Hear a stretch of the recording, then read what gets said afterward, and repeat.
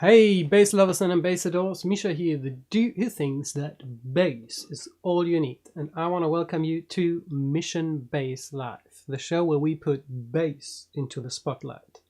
Today's guest is Mr. Colin Sankey from Canada, who has just recently won the Phil Jones solo bass competition, which we're gonna go a little bit in depth about on this show, how that happened.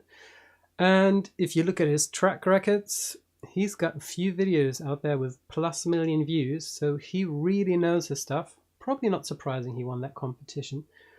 But he's also, as far as I know, really going for it now. Solo bass in the place.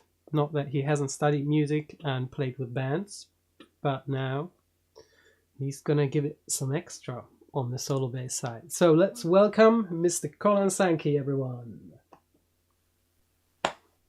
Awesome. Hey, Thank Colin. you. Happy to be here.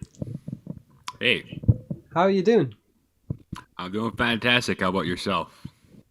Yeah, pretty good. Already slowly getting into the Christmas spirit. Nice, And nice. uh, can't really help it if you have young daughters in the house. Yeah, that's I've true. That's true. I've heard Mariah Carey since late September. Oh, yeah, yeah, that's the one. Yeah. So All I I want for finally Christmas. succumbed to it and Yep, designed yep. these nice bass Christmas hoodies. So in Yeah, yeah. case in case you have family duties and you need to show up with a Christmas hoodie or a Christmas jumper, now you can show off that you're a bass player at the same time. Yeah, yeah, those look awesome. So, why don't you tell us what you've been up to lately and what your plans are for the close, foreseeable future? Yeah, so recently I obviously went viral a couple times on both Instagram and TikTok with my arrangements of the Mario theme and Get Lucky. So I was like, what's the follow up to this? So recently I started working on a new EP, a new EP. So a few different tracks, originals. The Mario theme is definitely going to be on there. Couple funky fusion originals. We recorded a couple of them a couple weeks ago, and so that's kind of one of my main focuses right now is just putting out the original music, working on this new EP, finessing all Uh, the arrangements that need to get on there, is and that also just EP? try. Yeah, sorry. Okay, sorry, can I just insert a question? Is the EP going to be strictly solo bass or is there some band stuff Yeah, so going to be? there's a couple band songs there. We recorded them a few weeks ago. They're kind of like funk fusion oriented. Gotta have some Jaco Pastorius influence, some Marcus Miller Mm-hmm. influence, that type of thing. And then there will be a couple solo bass tunes on there as well. The Mario theme is definitely gonna go on there. I'm not sure what else is gonna go on there that I might put. There's definitely a new original going on there that I haven't finished yet. And then other than that, that might be it. Or I might add a couple more, like a solo bass arrangement of the chicken or something. Yeah, We'll see. It's a lot of work nice. arranging this solo bass stuff because, you know, Absolutely. it, yeah, the arrangements are so technical, so they take so much practice time and finessing, right? Which makes it hard to like the turnaround time to from like conceptualizing a piece to like then arranging it, practicing it, and then finally recording it. It takes forever, right? So Yeah. it's hard to pack an album full of like 10 crazy tunes Uh, every time, well, right? my first album took me 6 years. Oh, that is crazy. I Yeah. mean, including the mixing, which was 2 years extra, basically. That's But awesome. yeah, Yeah, that is crazy. Was that solo bass too or that was solo bass, and I think besides oh no, two cover versions I had on. It was 11 tracks, so 9 originals and two cover arrangements. nice? And That's sick. it was only that fast because most of those songs were written with a looper. Okay, right, yeah. That saves a lot of time arranging and practicing. Yeah, for sure. I mean, the looper's a whole nother ball game, and it really kind of opens up a lot of doors for arranging, um, like in different parts, because like something you technically can't play on a bass, you can just lay it down on a looper, right? There's so many Yeah. limitations technically. Yeah, no, and I mean, for me, the main time saver was you only have to execute it once well. Even if Yeah, it takes you 3 runs until you got the loop tight, once it's tight, that's it. You can trust and rely on that one and focus on something else. yep. I've had that Whereas if you're experience. playing all the parts with your 10 fingers, every second is a chance to mess up. And with that Exactly. level of technicality, it easily happens.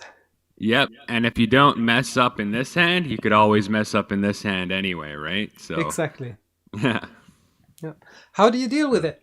Because I know you played a couple shows lately with the stress of the chance of totally botching it, just messing it up. Is that something that you've grown calm enough to say, oh well, that's just part of music, or does that still keep you busy before gigs?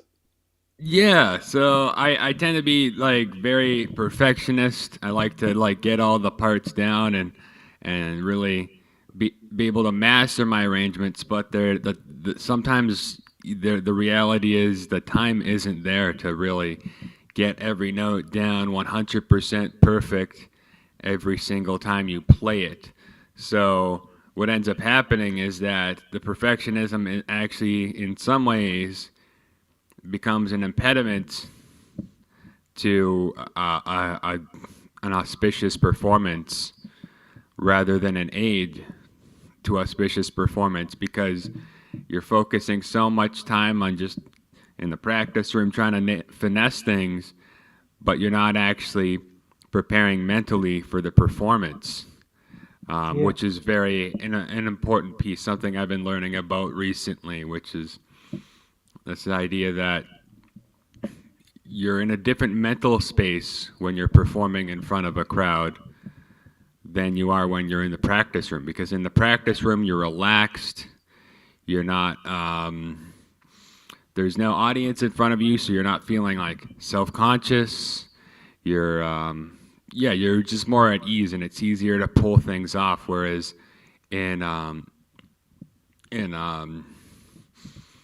in in a like a performance setting, you're more nervous. There's your heart's pounding. You're feeling self-conscious, and so in that sense, you have to prepare yourself differently mentally in order to play a piece like that in front of people. You almost have to practice being nervous. You have to practice somehow emulating that feeling of nervousness ahead of time and playing the piece so that you're ready to play the piece mentally when you're in front of people. So that's something I need to keep working on. But I think if once I get that down, I'll be able to, I'll be able to play. What would you say if I said that the difference between the rehearsal room or practice room, let's leave it there, and a live performance is that in a live performance, your execution is tied to your self-worth or your feeling of self-worth. Let's put it that way. Okay. Would you agree with that? I mean, for me, that's definitely true. Right. Yeah, I never really thought about that. What do you mean by that? So. I mean, I would definitely say it's a disadvantage to put it in the right place. But what I mean by it is that I quickly, when either I am so nervous when I'm getting started that I mess up something and then go down this rabbit hole and it just gets worse and worse from there, kind of tumbling down the stairs and the snowball builds up. Yeah, Or totally. other times when you feel confident, but then at some point you're clicking back into your practice mindset, and you're analyzing what you're doing, you think about your finger movements, and all of a sudden they just don't work out anymore because you're Mhm. out of the automation and into consciously deciding what every single finger is doing in real time. Yeah, for sure. And from there on, it can also easily take you off your flow, I want to say, and the mistakes can pile on easily. How's Yeah. it with you? Yeah, I definitely feel that. Like if I'm overthinking about it, like in a live setting, I will definitely screw up. I'll like start thinking, oh, am I gonna make this next note? Am I gonna make this next section? Am I gonna? Is my right hand gonna know what to do? Is my left hand still Uh, remember what to do? And inevitably it comes, and I'm like, nope.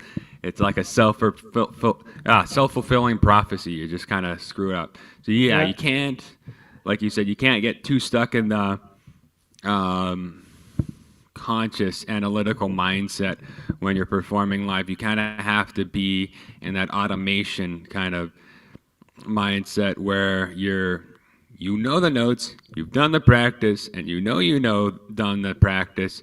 So you just have to kind of focus on being mentally in the right space. yeah, Um, and yeah, it's a tricky thing to nail down. It's harder to do the more technical the pieces, right? Whereas when it's an easier piece and you've got that kind of pre-gig jitters going on, I find I can actually play as well or better sometimes than I did in the practice room yeah, because it's somehow it's usually like the technical stuff, the finesse, the finesse of your fingers that nervousness interferes with. It doesn't really interfere with like my improvisational ability or things like that. yeah. Or like if I'm I playing just agree. like a regular bass line, it doesn't really. Yeah, I don't know. Doesn't interfere with in the same way that it does when I'm playing something super that Uh, requires a ton of finesse. I wonder if that is though, because one thing that Victor Wooten kind of hammers into his students is the whole idea of having something to say in order to play something. Right. And I think the more technical a piece is, the less you really think about the story behind the piece or the emotion, to keep it really simple, that you want to communicate. While if you play blues, it's so easy to get into that state. And it's not Right. just because our fingers know what to do and we can kind of think an idea and our fingers will execute it right away. It's just, I would say, a language that is easier to communicate with, maybe.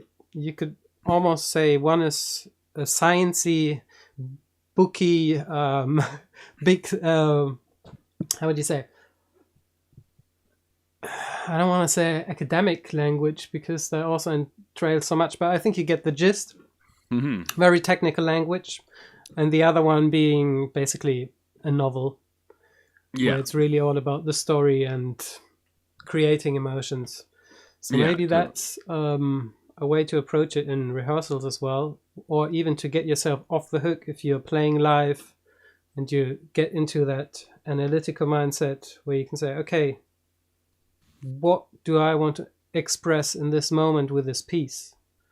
And how can I channel the energy that that thought creates into ignoring all my analytical thoughts?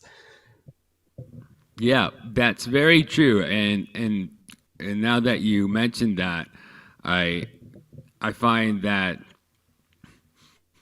the the times when I've had the most auspicious performances with this type of stuff is when I was trying to channel that energy or that emotion or whatever I was feeling in that moment. I stopped thinking about the notes and just sort of channeled that feeling, right? And you can make technical music sound like you can inject it with emotion, but it is harder because that there's that higher barrier to cross technically. So you really have to have that down, and then once you have it down, you just have to feel the dynamics, feel the flow and the ebb and flow of the piece, right? But the times I've really like had the best performance were times when I was just like really feeling it and really enraptured in every kind of note that I was playing. Yeah. So yeah, to illustrate your point, for sure, it's that's definitely one of the key pieces to making that technical performance, really mastering that performance. So, talking about technical performances, Hmm. I mean, I hope that most of the people in the audience know you already, but shall we demonstrate what you can do with your bass? Sure, sure. Yeah, I can play a piece, a song. I would love that. And I'm sure everyone else too. How about it? Cool. Yeah, Show me this some one is. hands. I will show you some hands. So this one is. I released this one in July of this year. This is Get Lucky. This is about a 6-minute arrangement. That's okay. But yeah, this is my arrangement of Daft Punk's hit Get Lucky.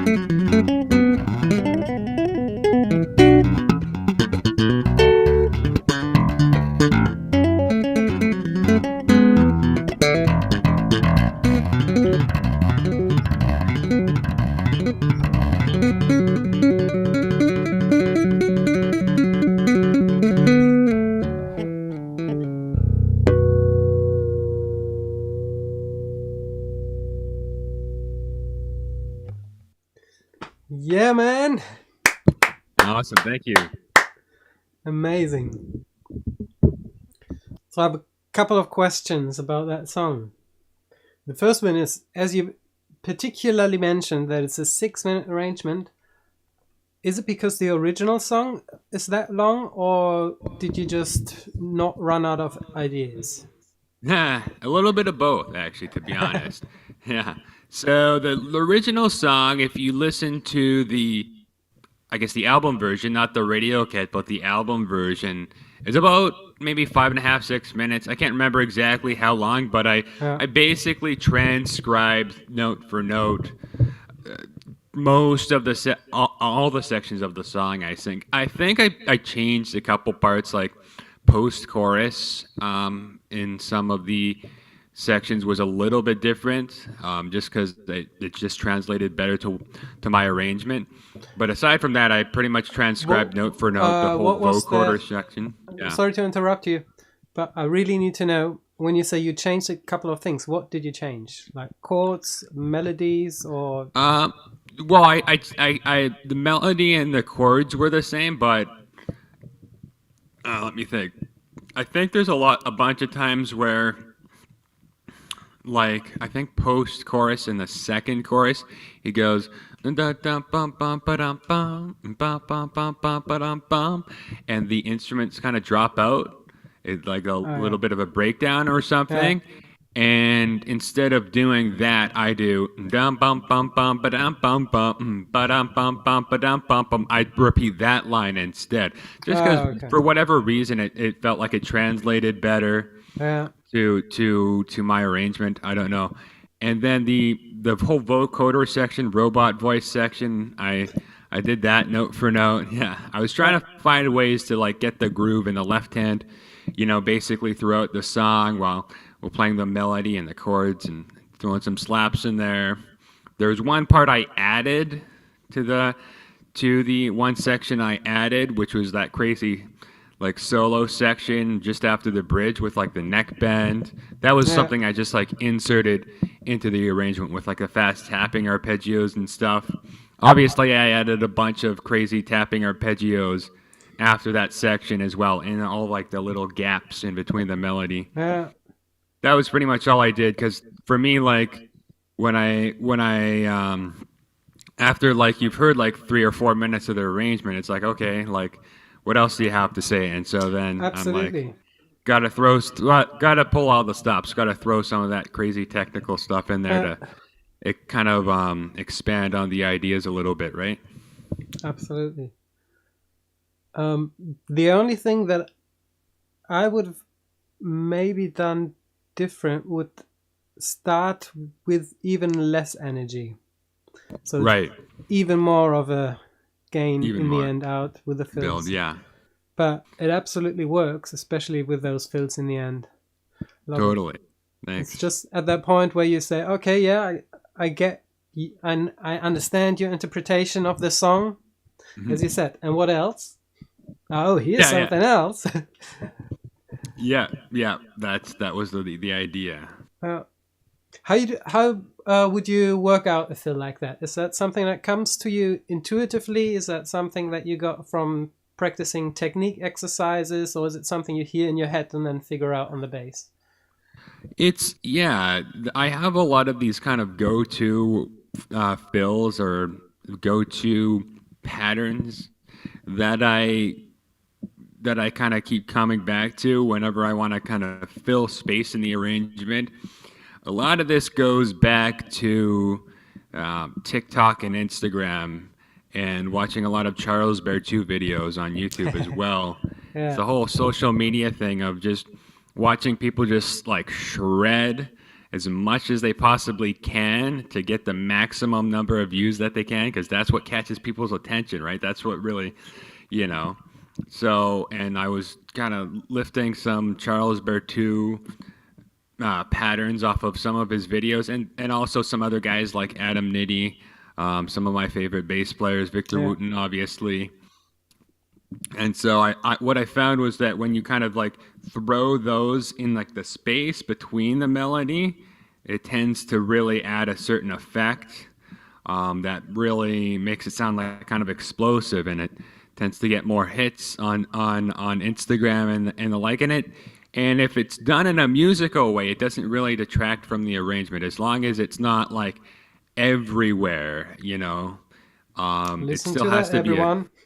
yeah, it still has to be a good arrangement musically. It's just that when you throw those in there, you have to be aware of where you're placing them and when and yeah, whether or not they fit. Yeah. So the process is really just there's these kind of go-to patterns. For example, I have this like kind of fast up and down 2-octave arpeggio that I always like to do, and sometimes and that's just kind of memorized from lots of practice, just a fast tapping arpeggio up and down, kind of like a sweep pick, Yeah. but it's just tapping instead because I can't really sweep. So Yeah. and then I'll take that kind of sweeping sound and then combine it with maybe a legato kind of pentatonic kind of tapping where I'm just like hammering on and pulling off, and then I'll maybe combine that with like a double thumb technique. So I have all these like little ideas where I can have one, and I know how to segue from that technique into another technique, Hmm. and then from that technique into something else, right? Because I've memorized, like for example, like if at the top of the lick my right hand is occupied, then I can go do something with my left, right? And then vice versa. So that's how you Yeah. kind of transition between like the slapping and the tapping as well when you're doing those Yeah. crazy licks. So it's like a Would you bunch say of yeah. would you say that that approach is crucial to making it sound musical? Yeah, it's not necessarily. You don't necessarily need to play crazy fast arpeggios to make it sound musical. No, I Um, mean the transition between the different techniques. oh, When you say, yes. "Oh, this is kind of training you to use them in a musical context rather than just, I've got this one thing down and I'm just gonna make it fit instead Yeah. of trying to make it actually fit."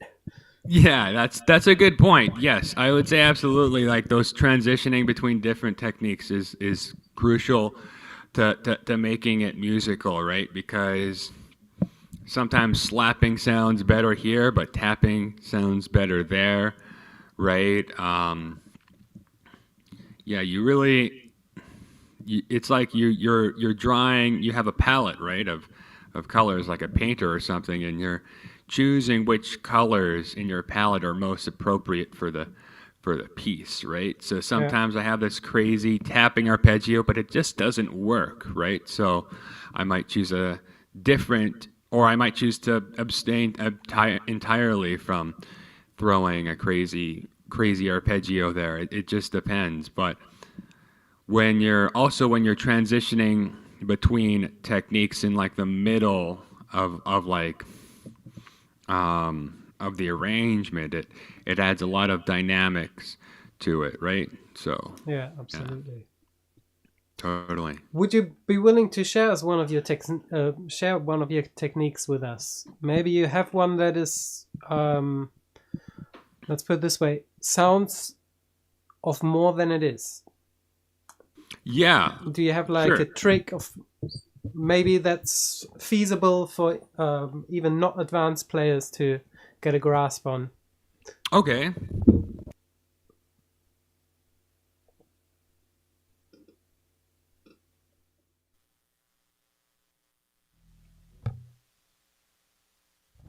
Yeah, I have a bunch of different little tricks. There's this one that I always use, like the 2-octave arpeggio I was saying earlier. This one is more advanced, but it is also not nearly as crazy as it sounds or looks.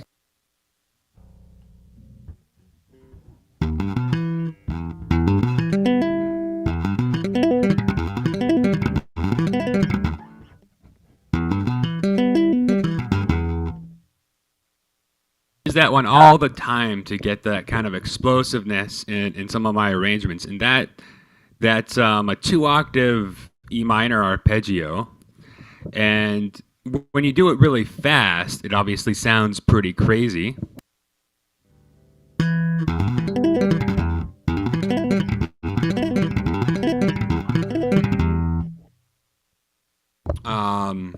But it's literally just a two octave. You're playing two fingers in each hand, right? So like whenever one hand's, it always gives each hand like enough time to free up before you have to play the next notes.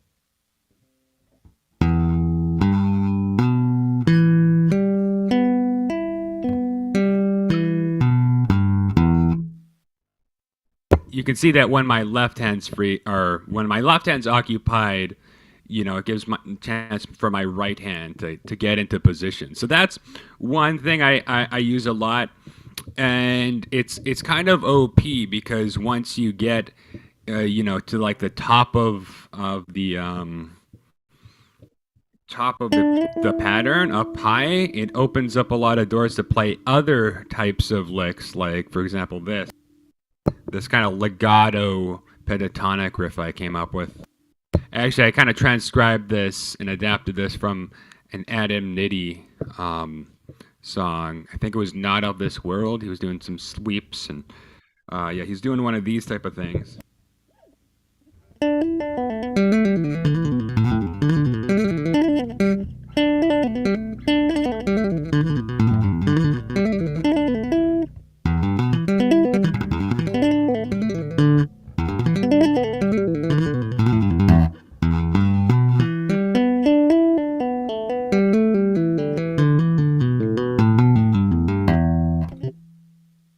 And so you can see how, like, transitioning from one technique to the next, it opens up a lot of doors. That one is literally just you're tapping two notes up here and then just pulling off to two notes down there, right? So it's that kind of economy of motion type of thing. Yeah, and then obviously with the slapping, sometimes there's a lot of like just easy double thumping triplets.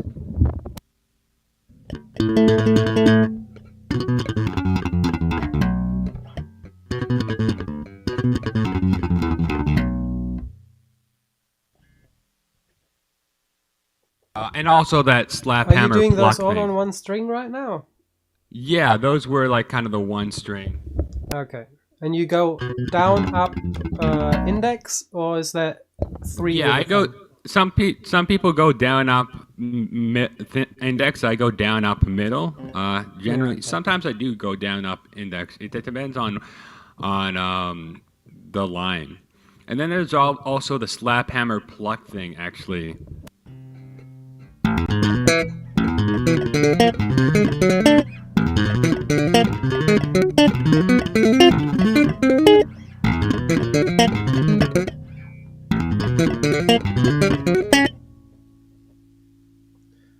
That one reminds me of the Super Mario League. Oh yes. Yes, actually, that is kind of similar. The ending of the Super Mario, the arpeggios. Yeah, and that's just like slap hammer pluck. You can obviously adapt it to different patterns. So that's another one, and it's definitely easier than it looks because it's literally just you're slapping an open string, hammering on that same string, and then plucking a note on another string, right? So there's a lot of potential to develop speed there, but this type of stuff, if you want to get the accuracy and the speed going, you really have to practice it a lot and kind of finesse it. For myself, like I'm not warmed up this morning, so like I would probably need a couple, like 10-15 minutes to really like hash these out, and then but it's one of those things you kind of just need to be really consistent with. What's your perspective on practicing? Again, Victor Wooten put this idea in my... Not that I didn't do it naturally before because I was a lazy bum. But he suggested that practicing while watching TV, if you're practicing technique, can be beneficial. And I've heard different opinions and perspectives on that one. To some degree, obviously, if you don't focus 100% on your practice, it's not going to be as effective as it could be. And then on the other hand, I think what he suggests will be the results of practicing while you're distracting yourself at the same time is to automate the movement and not having to focus 100% on the execution and every little detail. Do you use any kind of these techniques, or is it for you just I grab my bass and that's all I need?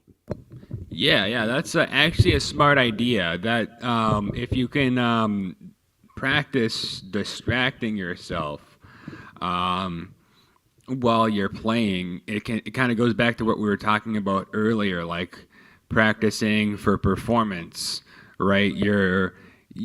Oftentimes when you're playing live, you're going to get distracted by so many things happening that you won't be distracted by in the practice room, right? There's people in the stands or in the seats, or there's people up dancing.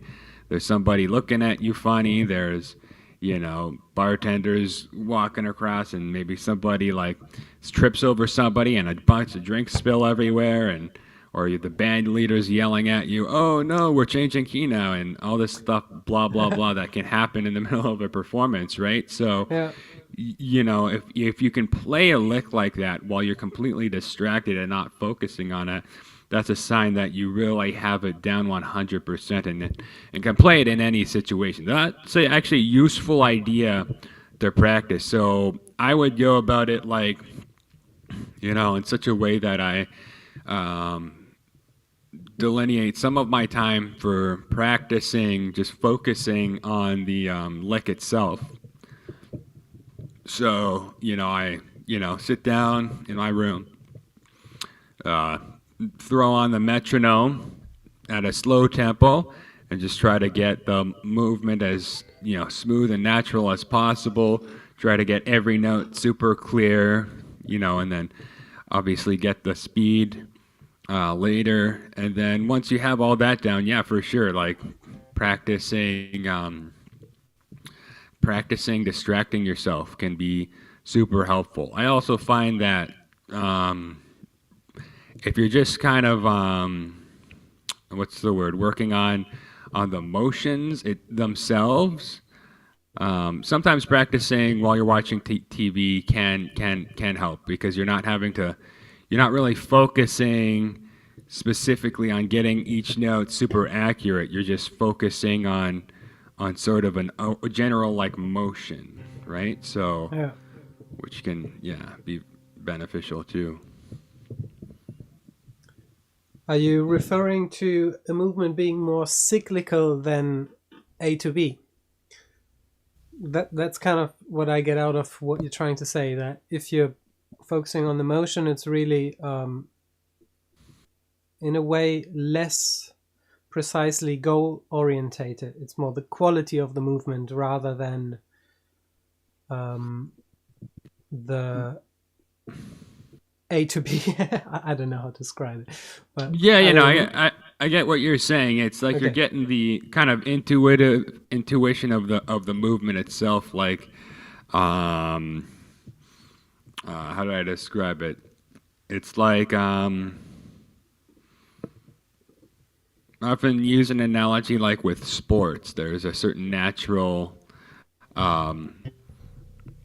elegance with which the like athletes might perform a certain movement, and that's kind of what you're training. You're training some sort of movement, and just getting the intuitive like nature of that up and down, and so that if you're just working on that, then it doesn't require the same sort of compartmentalized focus that is required when you want to really finesse something with a metronome and just make sure every note is super crystal clear. Yeah.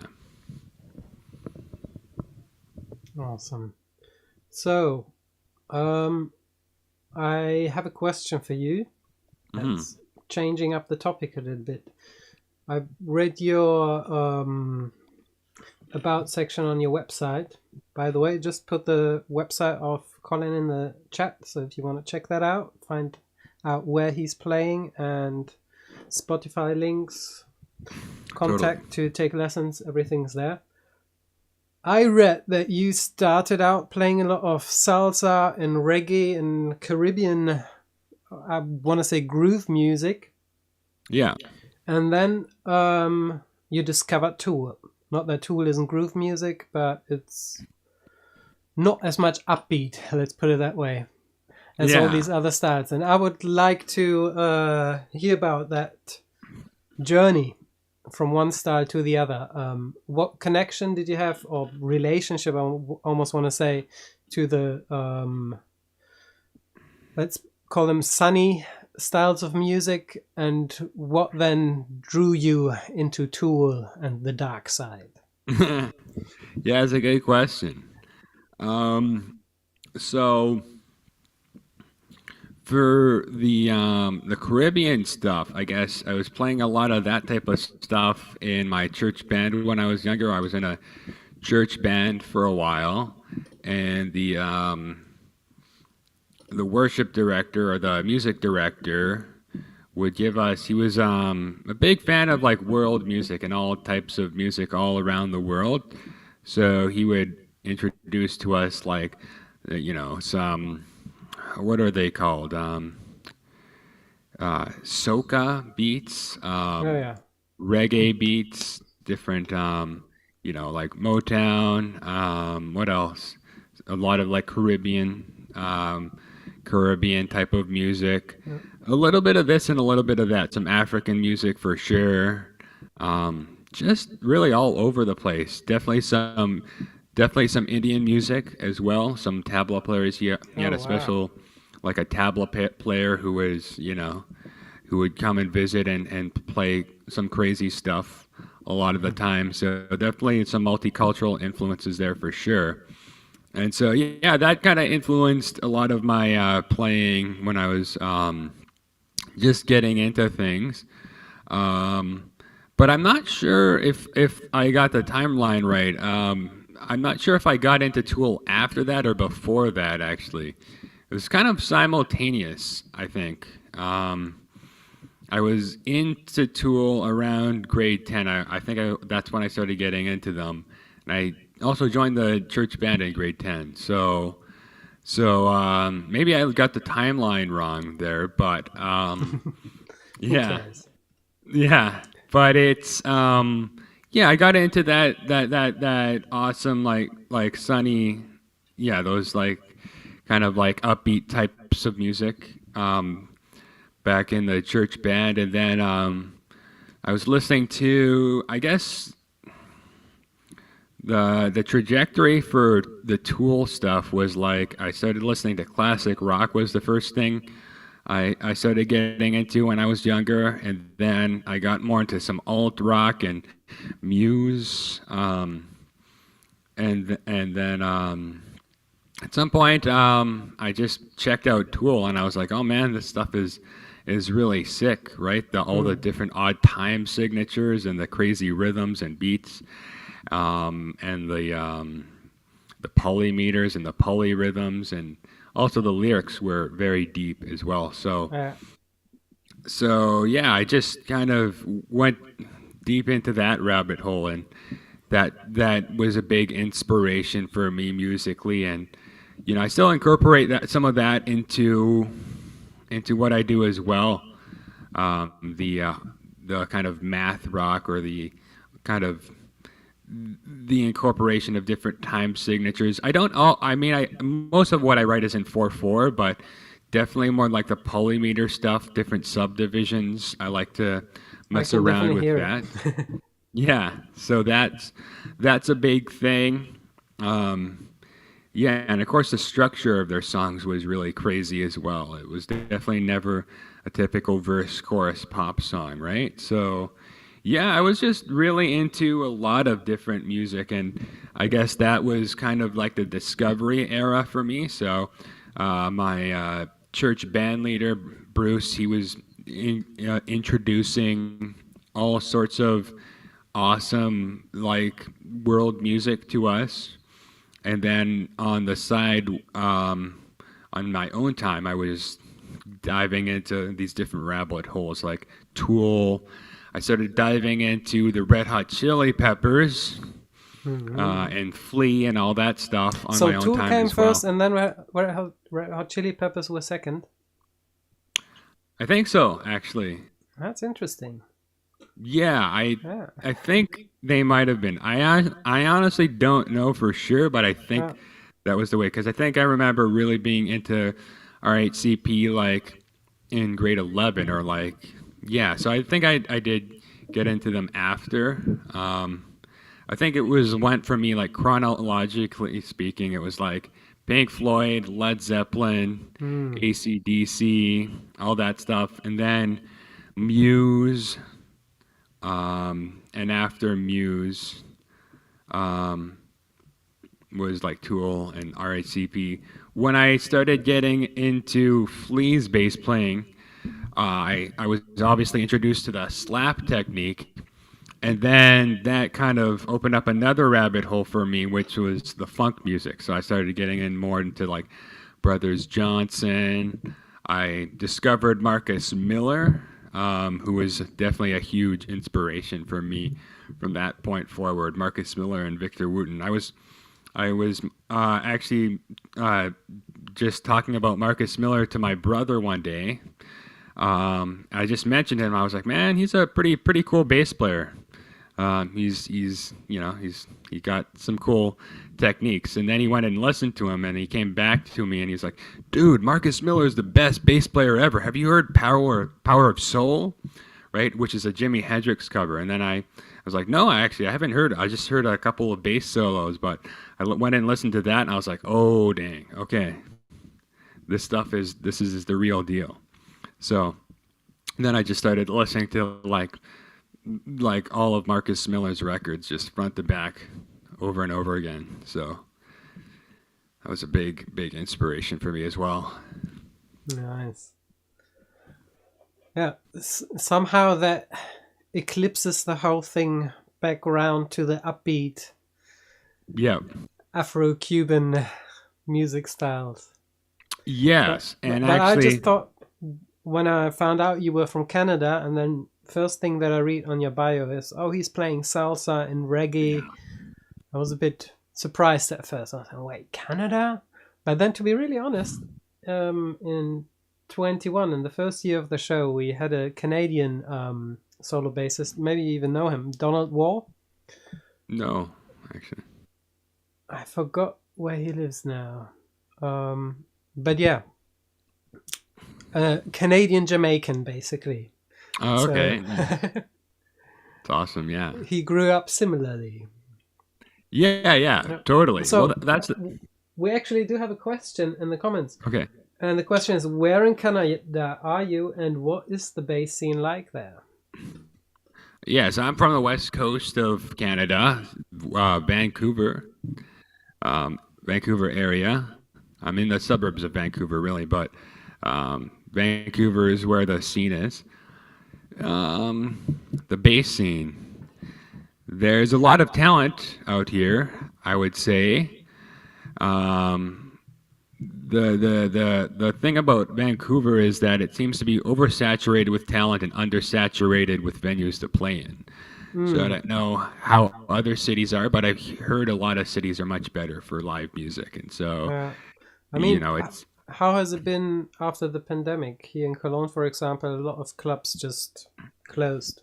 So that is one of the reasons there is way fewer opportunities to play nowadays. Yeah, there are definitely a few clubs closed. I mean, even before the pandemic, it wasn't great. It apparently used to be that there were venues all up and down the street back in like the 80s, and people would play 5-6 nights a week, and they would be full-time musicians. That was apparently much more common back in the day, but for some reason, it's gone downhill, and there's fewer places to play, which is kind of really sad because it's. I don't know why there seems to be less of an appreciation for live music here over the years. Not sure if that's the case in every city of the world, but I've heard that other cities in Canada on the Eastern Canada, like Toronto and Montreal, are much better. So, and I've heard that Europe is also much better. So I'm not sure that it's partially just a general trend of things, or if it's a Vancouver specific thing. But in regards to the bass scene specifically here, there's a lot of solid bass players. I don't know if there are any other solo bassists. I guess there's one guy who does solo bass and vocals, Dino De Nicolo. Yeah, the it's weird. The music scene here is interesting because there is definitely not as much of an appreciation for the type of music that I do, which was more like fusion. Like the jazz scene here is very much either straight ahead jazz or avant-garde jazz. And if you're not one of those two things, you're not jazz or something. Like it's kind of wild actually. Like there's definitely some progress to be made in terms of accepting fusion as like a jazz or jazz adjacent genre in this city for sure, which is you know it is what it is. But I've definitely heard that other places are again better for that, like Toronto, for example. I mean, I never checked the numbers or anything here in Cologne, but I work in a live location where I mix. Right. And it's known to mainly feature jazz and world music. So I get a good average of what's coming through town. And I would also say the majority is straight ahead jazz and avant-garde jazz. Right. And then kind of the shades in between. But straight ahead fusion, I don't think I remember even one act last year. Might have been there when I wasn't working, but definitely not daily business. Let's put it that way. Yeah, for sure. Yeah, it's interesting because fusion does have some popularity, like just like from a commercial perspective, right? It was one of the more popular eras of jazz, and also what you call it, on like say Spotify or whatever, like with recorded music, there seems to be some appreciation for fusion. Like there's I see like Adam Nitty, right, fusion bassist, has a lot of plays on Spotify, and who else? You know, this Norwegian guitar player named Dwayne. I guess that's more like proggy type stuff, but you know, so there's definitely some appreciation and for it in terms of recorded music. But yeah, just in general, in places to play live, there's one or two places that will play that in town live. Of course, there's huge appreciation for funk music, though. Like if you just play funk, you know, and play music that people can dance to, like exactly, you know, then people, you know, you'll get some gigs for sure. So, just to define what we're really talking about, would you call Snarky Puppy fusion?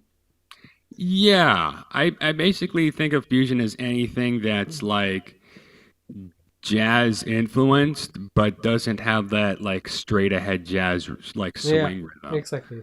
That would be my definition. And in that regard, I would say there definitely is a market there. Yeah, as you for said, sure. It is one of the more popular and widely accepted jazz genres. So totally. I guess it's maybe it really is about how you sell it. Yeah, for because sure. Fusion can be this really, we're just making really nasty music so no one else can play it and no one understands what we're doing up here unless you've analyzed our songs for 3 years. Kind of us against them mentality. Yeah. Or it can be more of a I almost want to say party thing because of the whole concept of the snarky puppy with the headphones sitting on stage in between the musicians, kind of collaborative almost with the audience. Yeah, for sure. There's definitely that the there seems to be always like the potential for fusion to kind of just veer off into this direction that's just like insane technical up the yin yang, and it's just like, you know, all 16th notes the whole way through, and Yeah. all fast arpeggios, crazy harmonizations, crazy, just like just going crazy with the harmony and the rhythm. But yeah, it does tend to be that stuff that has like a catchy melody, or and that's in terms of arrangements, what you call it, just like very well put together, thought out arrangements that tends to do well with just like your average folks who aren't really super what you want to call it, acquainted with that niche. But yeah, the whole like party thing, it definitely can be music that you kind of that people can vibe to, for sure. It doesn't have to be this completely niche esoteric people where people are just sitting down watching guys shred for 10 minutes and jaws dropping. Yeah, exactly. All these, like it's basically, this thing where it's like guitar shredders looking up to other guitar shredders, that type of thing. You can definitely make a show out of it. Like when Victor Wooten does, I would consider Victor Wooten to be kind of a fusion or a mishmash of things, and that he definitely makes a show out of it. Marcus Miller, same thing. Yeah, exactly. But they also include the audience a lot. They play with the audience rather than just with their bandmates. Exactly, and that's one thing I'm trying to learn how to do as well. Like get the audience involved. I'm actually attending like a public speaking group, specifically for the purpose of learning better how to interact with the audience. Nice. Does some of that translate to playing bass? I guess in a way, like just the general idea of being in front of people, and being not afraid to just let your ideas flow, and also what's the word, taking control over your speech is analogous to taking control over your playing, because music itself is a language as well, right? So that's that. There's definitely some analogous kind of thing, but so yeah, it helps in a way, for sure. In an analogous way, not like necessarily in a direct way, but it's just like that kind of idea where you're divergently pulling information from disparate topics together to help yourself in another topic. That definitely translates, for sure. Yeah. Let me just grab my list of questions here. Oh yeah, I wanted to talk to you about original versus cover arrangements. Yeah. How what's your opinion on how that decision influences online traction and overall joy factor for you? Yeah, very interesting question, actually. So definitely it's easier to arrange a piece of music that's already there instead of coming up with something completely from scratch, at least in my opinion. So with my top two videos ever, right, Get Lucky and Mario, those were both covers. So from my experience, the covers will definitely help with attraction, just because they're iconic songs that everybody's heard before. So when you play the melody, people go, "Oh, I recognize that." They're more inclined to watch, right? So yeah. And also if you like arrange it in a really interesting way that maybe somebody's never heard before, that also helps with the traction because it really they'd be like, oh, I've heard this before, but not played like this, right? And so Yeah. it captures that attention. It's the novelty aspect. With original arrangements, it's harder because people haven't heard those songs before, so you don't have that advantage of familiarity, right? So you can still pull it off, but it needs to be really catchy, for sure. But in terms of the enjoyment aspect,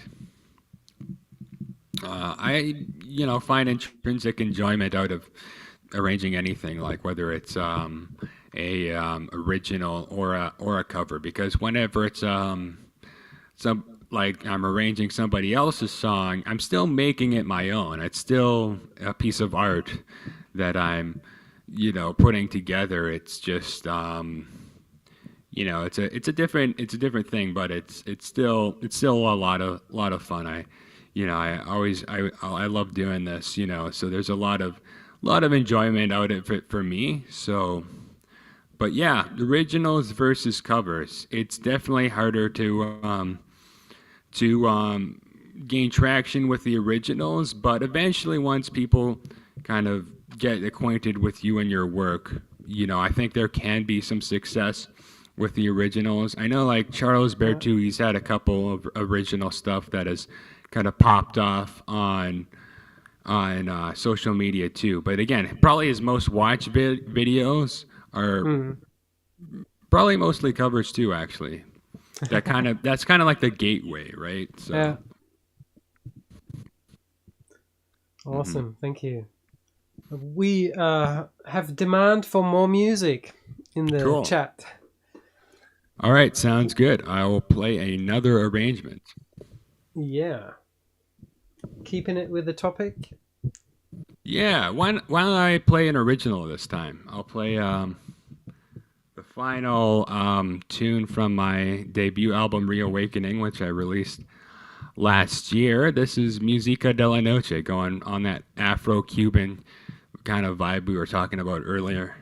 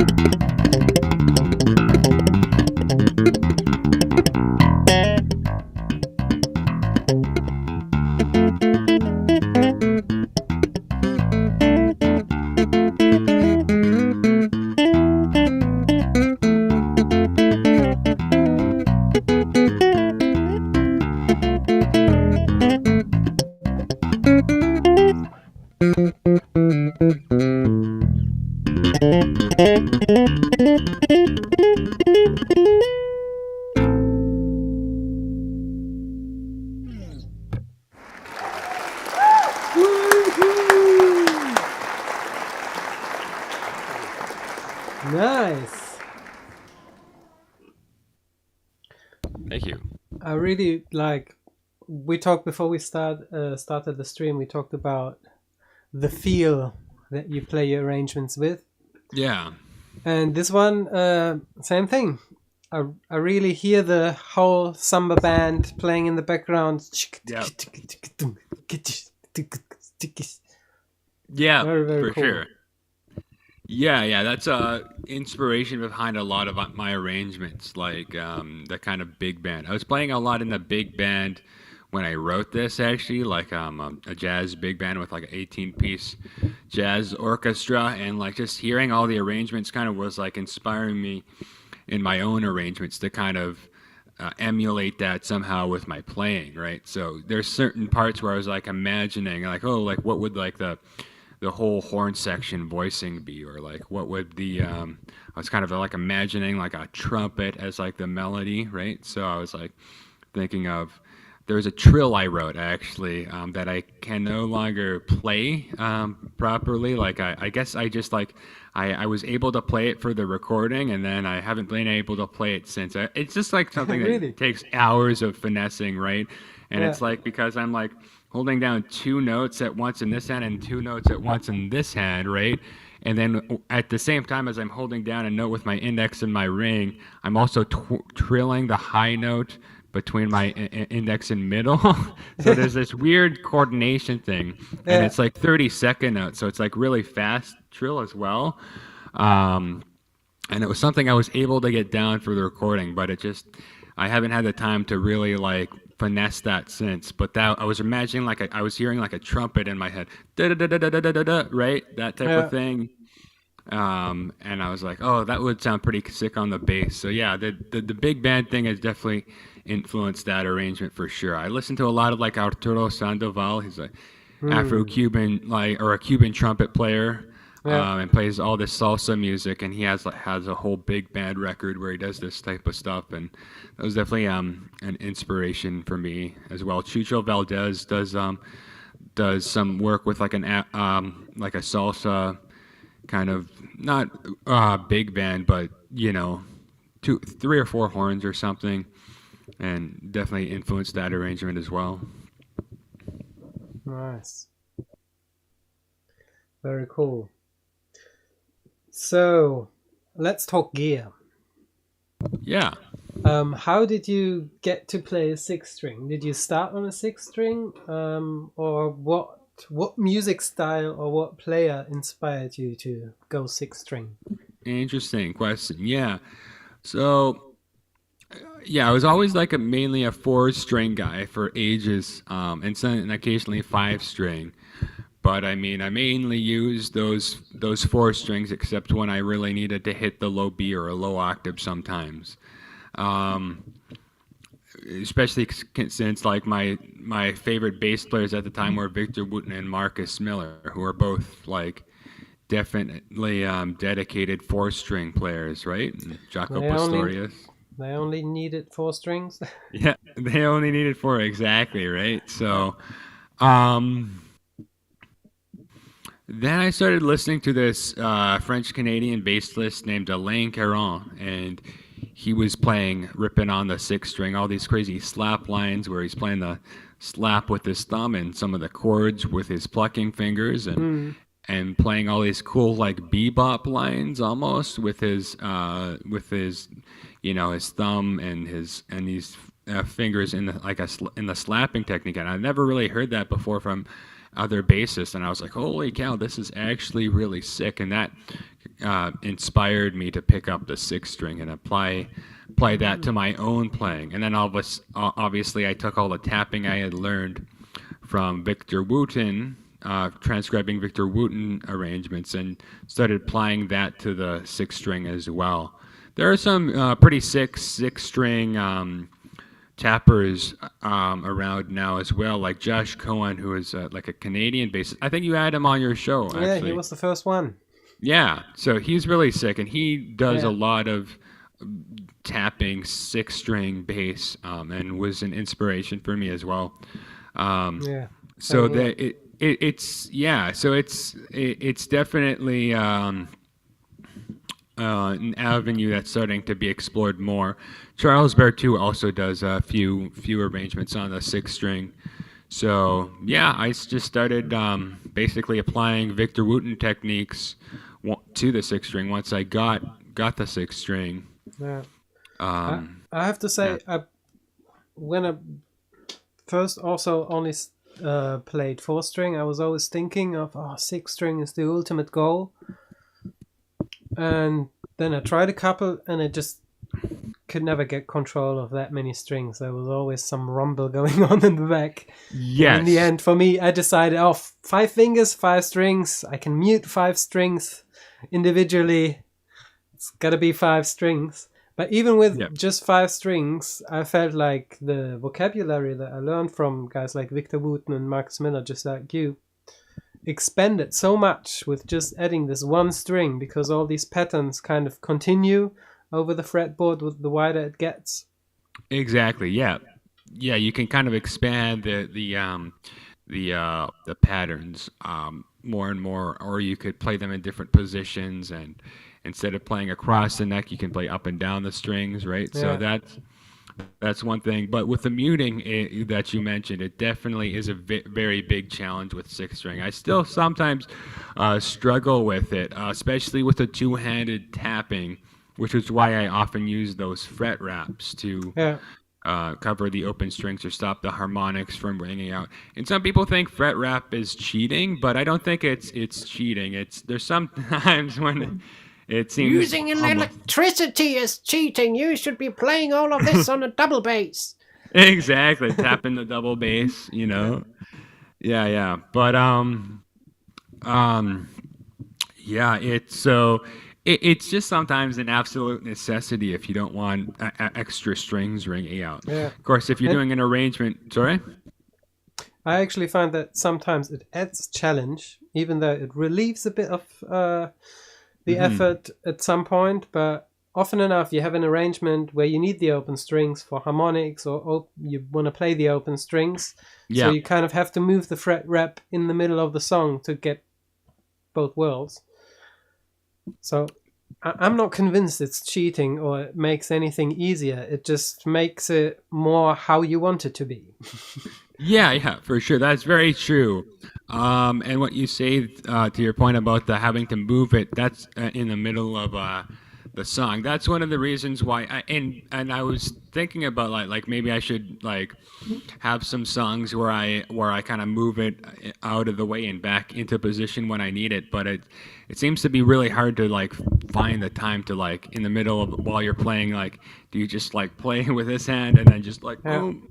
And then slide it back, boom, right? So, I only have secret. Let me share a secret with you. okay. Only do it in the looping songs. Oh, okay, there you go. That's smart. Yeah. Yeah, that's the solution right there. Because I only have what was I gonna? I only have like designated fret rap songs and non-fret rap songs. If I Yeah. have to have lots of open strings and harmonics, no fret rap. I'm just gonna have to rely on my technique and hope that I've sort of developed this technique where I kind of slip my thumb onto the strings when I'm tapping, kind of like a movable anchor, like when you're doing finger style. Yeah. But it's not foolproof because if you're around the 12th fret and you're playing an arpeggio up to the rest of the strings, there's still going to be some harmonic ringing Yeah. out anyway. So I it's hate almost those so impossible much. to yeah, it's almost impossible to mute that entirely without a fret wrap. So if you're playing one of those songs where you need to do that, but then you also have open strings and harmonics, then good luck. Yeah, Yeah. is Change instrument. change instrument. Yeah, just pick up Yeah. a. Why don't you just pick up a guitar, eh? Just play guitar instead. Yeah. Or I have get that all someone the there time. to move the fret rep for you. Or you could, yeah, exactly. Just have an assistant to move we the we fret do rep. have auto tuners that just change your tuning Yeah, and push off a that's button. I'm sure we'll have movable auto fret fret. reps in a year or two. Yeah. Technology is getting there. Yeah, Yeah. exactly. That'll be the solution for sure. Yeah, just like use AI to move the fret wrap when you need it or Yeah. something. So, your bass, Yep. it's an MTD. Can you Yep. give us a little round of it? What controls it has and why you picked it, and Yeah. what specifically works for the type of music that you play? Whoops. Yes. Okay. So this is a Michael Tobias design.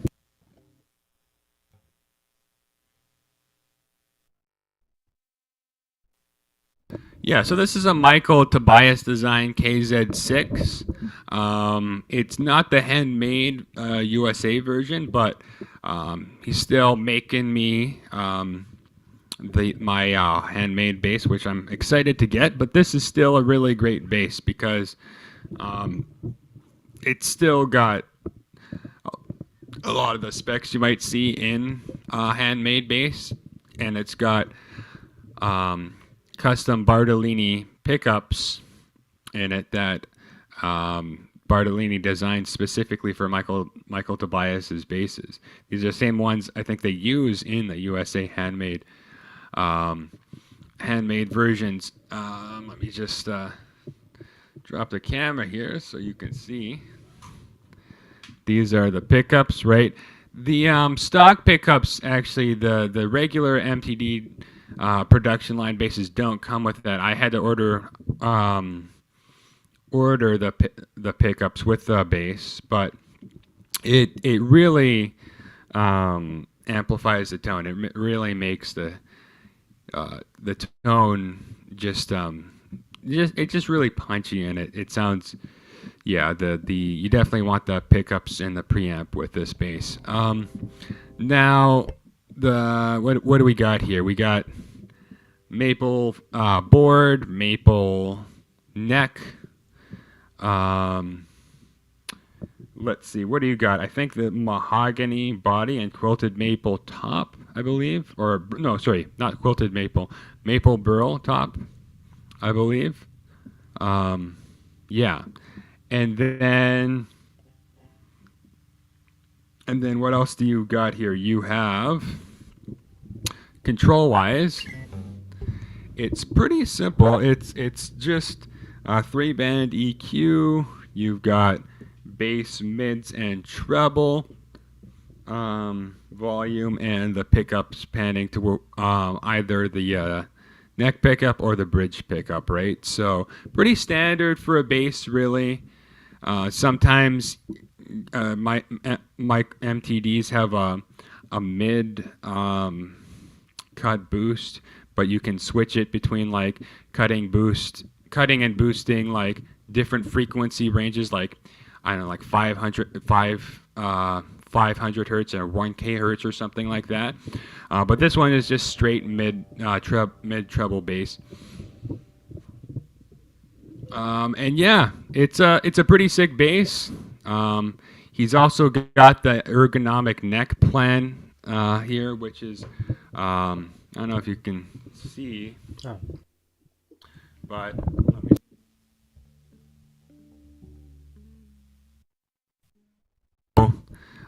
Yeah, it's hard to see on the camera, I guess, but it's one where it's like a tapered neck, so it's a little bit thinner on the bottom than it is on the top for ergonomic purposes.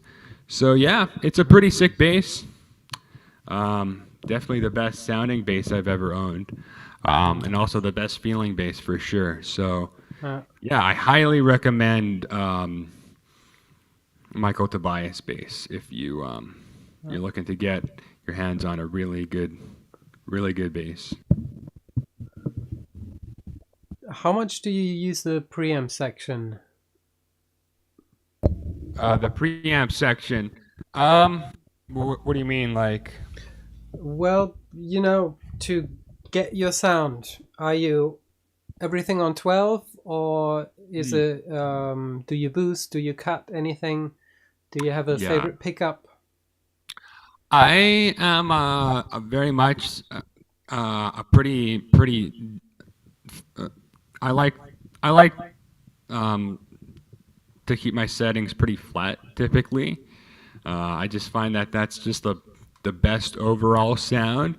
But sometimes if I need to boost certain frequencies, I might just tweak the treble or the mids, up a little bit. Especially when you're doing solo bass, it can sound kind of muddy. So sometimes I turn the bass down slightly, up the mids and trebles, because there's so much, we're playing such low notes already that it can get muddy real quick. So if you boost the trebles and lower the bass a little bit, it just kind of gives you a more clear sound. Do you know what frequency the treble is in in this preamp? No, actually, I don't. I should probably check that out. But it definitely affects the sound quite a bit. Yeah, and then with the pickups, I like to use. Sometimes I'll pan towards the bridge pickup ever so slightly, just to get a bit more of that tighter, more punchier Note sound. definition. Yeah, exactly. More definition on the notes, but and then it helps the harmonics ring out more as well. But I mean, that's for solo bass. Or like the technical bass stuff like you see on my videos. For playing in a band setting, I'll either have it at pretty flat, typically, is how it sounds best. You might boost the bass a little bit. But yeah, usually I mess around with the amp settings more. Yeah, in a band situation. Exactly. That would have been my final question. If you're more of the amp pre-guy, fiddler, or amp section. Yeah, definitely more amp. I definitely fiddle around with the amp settings more, typically. Yeah. Same here. Yeah. But I've actually just recently done a research on where most amp builders have their high frequency. And I was quite shocked of how many, especially if they just have a three-way EQ, like bass, mids, high, or bass, mids, treble. And treble often is at 10K, which on most bass guitars just adds hiss. Yes. Such a wasted opportunity. If they put it down to 4K or maybe even 6, 7K, it's still fine. But 10K, there's just not a lot to gain. That's really just the air. That's exactly right. I've noticed that as well. Like when I boost the treble, there is definitely some hiss added, and yeah, you'll place notes, and it doesn't really seem to make a discernible difference in terms of like the actual notes, making certain notes ring out more. It's really the high mids and the low mids that help boost the upper register of the bass typically. Although on this bass, I do find that the boosting the treble does actually help with that. So that's why I'm assuming that it probably is not a 10K. It probably is a little bit lower. Yeah, I think I read something like that about the MTD basses. I'm pretty sure Michael Tobias thinks of everything. He's very meticulous when he comes to designing these basses. So I wouldn't be surprised that he thought of that and lowered the treble frequency a little bit to make it more adjustable for bass. Wow. Yeah, for sure. Awesome. What amp do you play? What amp do I play? Yep. So I often use this Phil Jones BG. What's it called? Phil Jones BG 400 behind me. But I also sometimes use a Mark bass or a Gallon Kruger. I've been wanting to check out Bergentinos because I've heard from a lot of my mentors on the bass that they're the best amps that you can get. So I've been wanting to check out those. I was trying out EBS at NAMM earlier this year, and those were really sick as well. So I might try one of those soon. Nice. But yeah, so I'm kind of between a bunch of different amp brands right now. But you haven't found the one yet. Yeah, no.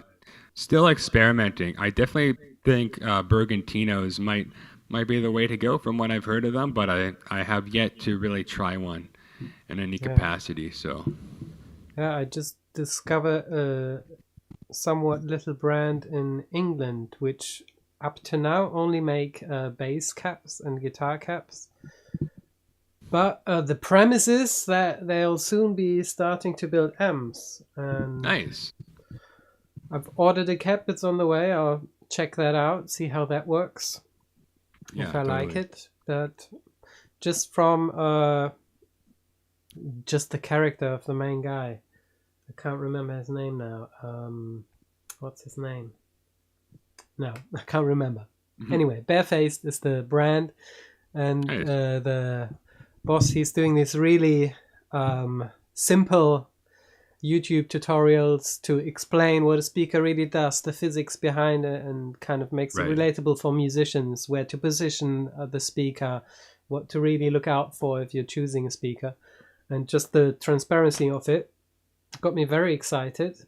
There's lots of information that I've never heard about any other cab or amp that was in there. It was like, oh, this is how it works, and this is why this number is higher than it actually is, and this is why it's lower than it actually is, and here's what the real deal is.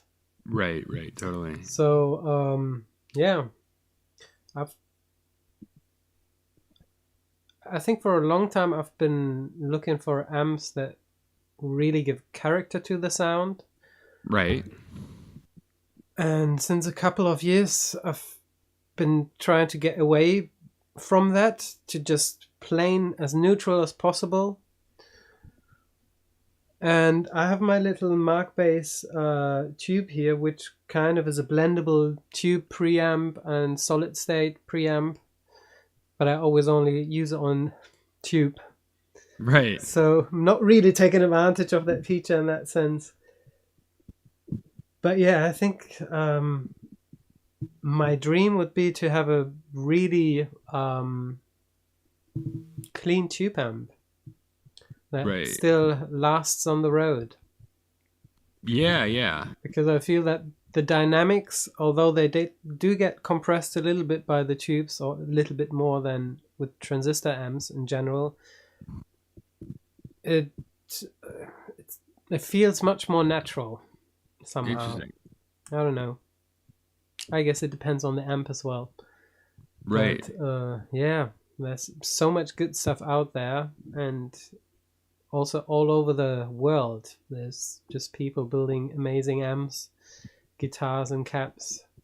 So Yeah. just to get an oversight of what is out there, not even to talk about comparing them all A to B. Becomes almost impossible nowadays. It is. There's always something that one amp does well that another amp lacks in, and vice versa, right? Yeah.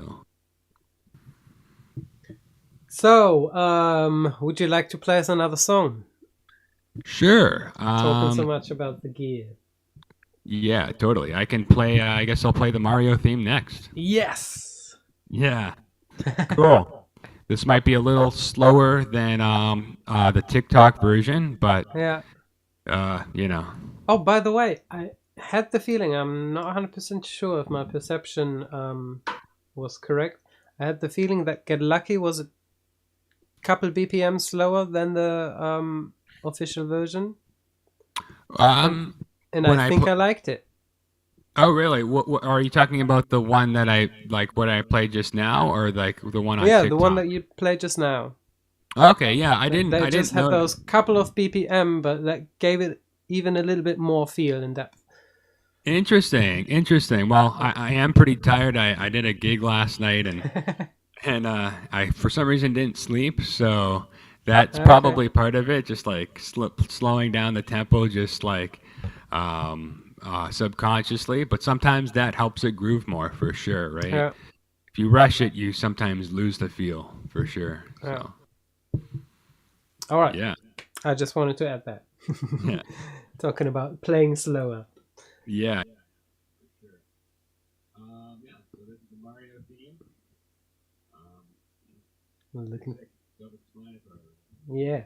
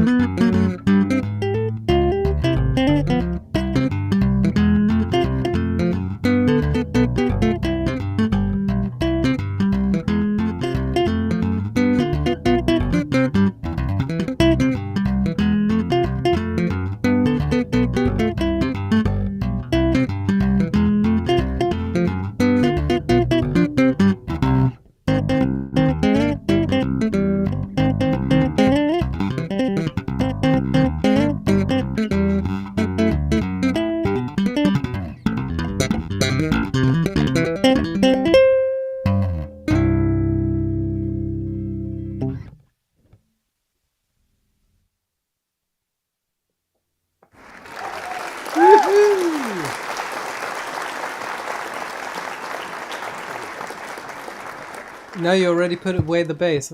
I just wanted to ask you to show it that last lick. Oh yeah, absolutely. And maybe bend the camera down a little bit because we were missing what your right hand was doing just now.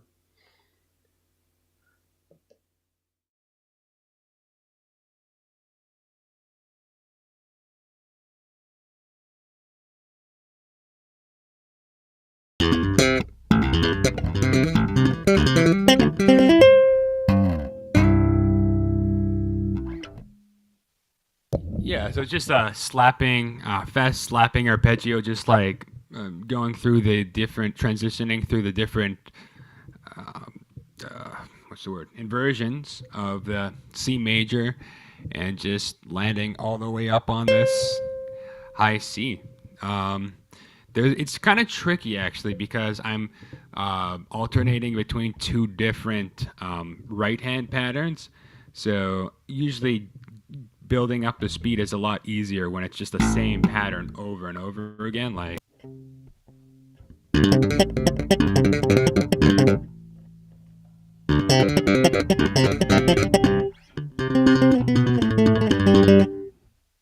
Those kind of where you're just relying on a reflex. It's a lot harder to build the speed when you're changing the pattern midway through, right? I've got one that's like slap, hammer, pluck, slap, hammer, pluck, but the next one goes like slap, hammer, pluck.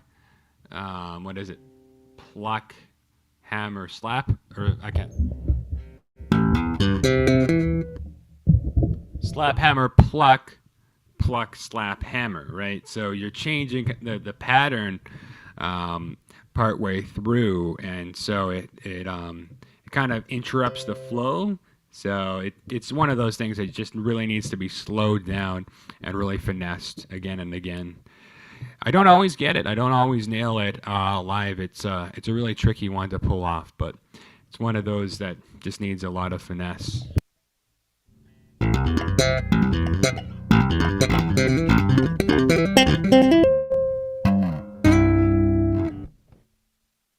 Yeah, very Victor Wooten inspired. Can you play that in really slow? Yeah.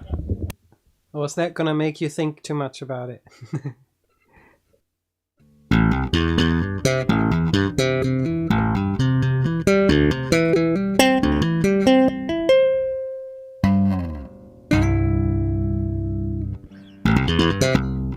That's one. Right, so there's like 4 or 5 different cells there that you can kind of isolate and work on. But it's basically groups of 6 notes that you're working on individually and then nail the transitions. Exactly, and sometimes those 6 note groupings turn into 5 because I missed a note, but otherwise, yes, that's what the intent is. 6 note groupings. Yeah. Awesome. Okay, Colin, thank you so much for joining us. Yeah, thanks so much for having me. And let us know, what are we to expect from you in the next 10 years? No, what are you up to? Where can people go to make sure they keep up to date with your doings? Yeah, so right now I am focusing on the EP, finishing that up, finishing the last couple of solo bass songs, maybe another band song. We'll see. That'll Is probably there be a way to support you? Yeah. So to support me, yes. I know we talked about a Patreon page earlier this week. I actually haven't been able to put it up yet, not because I finished tabbing out all my arrangements since July. So those will be able to go up there, but I want to finish off a few instructional videos first before I put the bass school up live. So that's one thing I'm working on as well, an online bass school. So I'll be putting up a Patreon page in the next week or so. So keep your eyes open for that. There'll be all sorts of tabs, sheet music, different tutorials, and it's going to be from beginner to advanced. So I'll incorporate a lot of stuff that that I do in my videos, but also more like stuff that can be applicable to any bassist. So watch out for the Patreon. Aside from that, though, if you want to support me for now, you can find me on Spotify. Just look up Colin Sankey. Links in the comments. Sorry? I said the link is in the chat. Okay, yeah. So Spotify and what else? And then just Instagram, YouTube, Facebook, TikTok. You can find me at all those platforms if you just look up Colin Which Sankey. is the most likely place to first hear about your Patreon page? Probably Instagram, because I will post more like feed posts there. And it just makes it's the easiest place to post about what you're doing. You can't post photos on TikTok or YouTube. You can on YouTube, but they kind of get buried. So say Instagram plus like the story feature, it makes it easier. And also I have a broadcast channel on Instagram, so I'll be announcing it through all of those in the next week or so. Awesome. Well, looking forward to it. Yeah, me too. And thanks so much for having me. Yeah, same to you. Then, everyone, this was the last episode of the year. And I want to wish you all a lovely end of the year. Happy holidays, if you please so. And see you next year for another season of Mission Bass Live, where we put bass into the spotlight with your help. Feel free to support any of our guests, of course. We've got, let me just post this one as well. On my website, you can find all the past episodes of Mission Bass Live to watch the replays. Obviously, they're all here on my... Actually, not all of them are on the YouTube channel, but working on that one. We have my shop where you can purchase this lovely Christmas hoodie. It also comes in a more women fit version. And obviously there's more stuff on there. And right now you can get until tonight, 12 o'clock my time. So that's another 2 hours. With a discount code MBL 2023, you can get 25% off all music.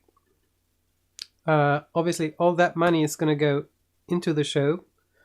Colin and I and all of my guests are not really making money of this format. We are doing it as a service to each other, to the community. And we're hoping that we find a few supporters and contributors to our individual projects and obviously to the scene as a whole. Solo bass, just because we're playing on our own doesn't mean we have to be alone. So yeah, these are my last words. Any last words from you, Colin?